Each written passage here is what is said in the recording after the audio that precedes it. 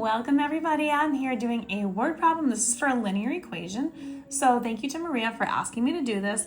So we're gonna take a little bit, I just put some basic information from the problem that she gave me. The problem was that the median Dallas Cowboys player in 2004 was $348,000 and the median in 2013 was $555,000.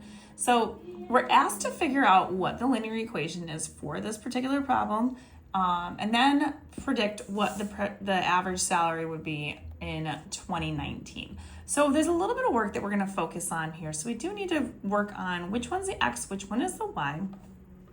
So our y's are going to be the amounts of money that we are making. Those are going to be our dependent variables. So these are the y's right here.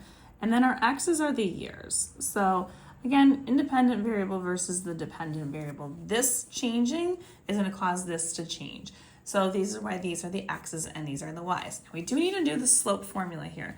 So if you're not familiar with the slope formula, I would highly suggest looking at the playlist on all things slope, or the slope and y-intercept playlist that I have.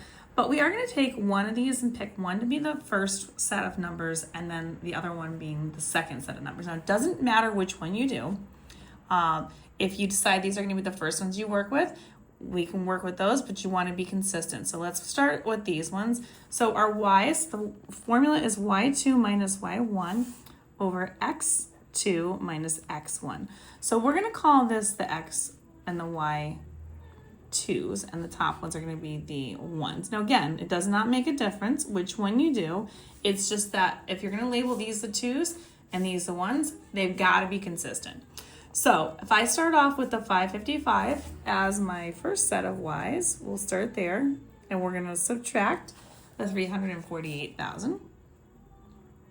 And then we're going to do the same thing down on the bottom. So since we use the 555 first, we're going to use the one that goes with it as the first on the bottom here. And then we're going to use the 2004 and put that directly underneath the number that it goes with. So these two numbers go together, these two numbers go together in the numerator and the denominator. So all I'm going to do is just subtract. So I'm going to do 555. So 555, that's 555,000 minus 348,000 is going to be $207,000. And then over here, we're just going to subtract 2013 minus 2004, and that gives me 9. So now that I have that, now I'm just going to do a division. So 207,000 divided by 9 is going to give me a value of 23,000. So that right there is my slope. So that's how I find my slope value. So that's that portion of this. Now what I'm going to do is I'm going to actually, since I have 2 points given to me, I'm going to use the point slope formula for this. So this is a little less of a familiarity to people. The point slope formula looks like this. It's y minus y1, which is equal to the slope, and then in parentheses x minus x1. So what that means is we now know our slope, which is the 23,000 that we have just a minute ago that we figured out right here. So this is your m value. And so we're going to plug that in where m is. And then in parentheses, now we have the x and the y, those are going to stay stationary. And we're going to just pick one of the 2 sets to work with. And so whatever set you want from up here, either the 348 and the 2004, or you could do the 555 and the 2013. It doesn't make a difference. Your x coordinates are the years. So I'll just use the first set, 2004. And then we're going to use the number that goes with it, which is the 348,000. And now all I'm going to do is go ahead and get this solved in slope-intercept form. Slope-intercept form. So we're going to distribute the 23,000 to the x as well as the 2004. So this is going to stay this way for right now. And then we are going to distribute accordingly. So 23,000 times x is 23,000x. And then it's going to be minus. And then we're just going to do 23,000. And we're going to multiply that times 2004. And I'm not some kind of crazy whiz. There's my answer. Okay, so we're gonna put that down.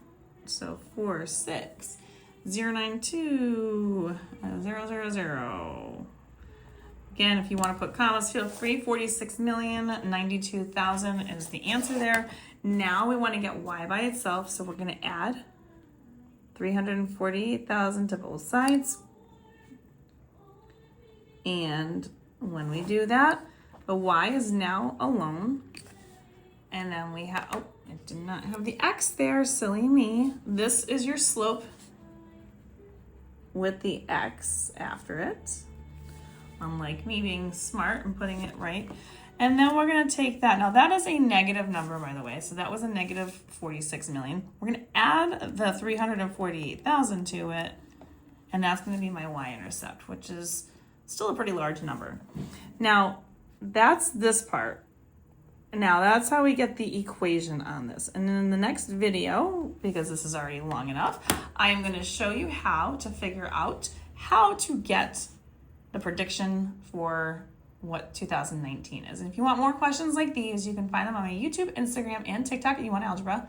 All these will be located in my playlist of creating linear equations, and we'll see you soon.